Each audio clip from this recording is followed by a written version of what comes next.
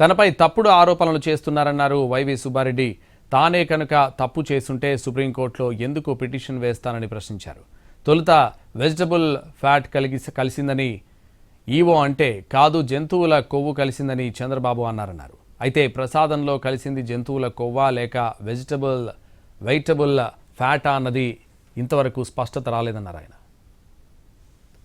తప్పుడు ఆరోపణలు చేసి విష ప్రచారాలు చేస్తున్నారు. ఈరోజు నేను తప్పు చేసిన వ్యక్తిని అయితే నేనెందుకు సుప్రీంకోర్టులో పిటిషన్ దాఖలు చేస్తాను?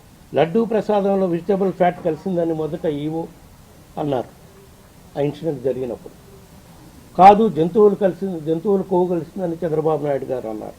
చివరికి లడ్డూ ప్రసాదంలో కలిసింది వెజిటబుల్ ఫ్యాటా లేక జంతువుల కొవ్వా అన్నది ఇప్పటి వరకు క్లారిటీ రాలేదు.